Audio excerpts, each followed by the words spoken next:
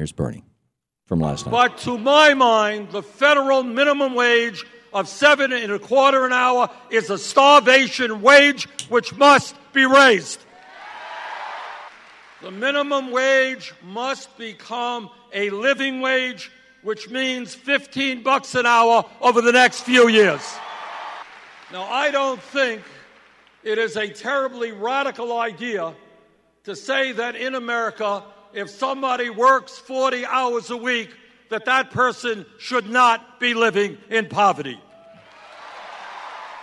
And brothers and sisters, a living wage should not only be fair, it should be equitable. There is no excuse for women making 78 cents on the dollar compared to men. Now, elsewhere in the speech, and I'm not sure if we have the clip of this, Bernie talked about how 100 years ago we had this battle, we had this conversation. And, yeah, we don't have the clip of it, but it's in the speech. You can see it. And it was a progressive who was pushing it, but he was a Republican. It was Teddy Roosevelt. And he was calling for a living wage, which is what Bernie Sanders just called for. And this is a fairly bad recording. Thomas Edison made it himself. It was back in the days of the wax cylinders. But here is Teddy Roosevelt saying, we stand for a living... I'm going to do this from memory as much as I can, and then so you can understand what he's saying when he says it. We stand for a living wage. Living wage will vary depending on industrial occupations from community to community or from place to place, but it must contain these essential elements. And then he goes through and he says it must be enough to raise a family with morality. In other words, you don't need to steal for food. It must be enough that to provide for the education of the youth. There must be enough to provide for recreation. In other words, you can take a vacation every year. It must be enough to provide for sickness. In other words, you should be able to pay for your doctor.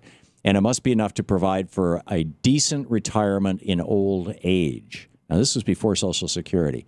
Here's Teddy Roosevelt from 13 years ago, 1907, I think it was. Maybe it was a little later than that. Here's Teddy Roosevelt echoing Bernie Sanders, or maybe vice versa. Stand for a living wage. Wages are subnormal if they fail to provide a living for those who devote their time and energy to industrial occupation. The monetary equivalent of a living wage varies according to local conditions, but must include enough to secure the elements of a normal standard of living. A standard high enough to make morality possible, to provide for education and recreation, to care for immature members of the family, to maintain the family during periods of sickness, and to permit a reasonable saving for old age. There you go. That was Teddy Roosevelt in around 1910 in that neighborhood. And once again, do we have 51 seconds, Shane? We don't. Well, we can start it anyway. You want to replay clip 11 at the very beginning anyway.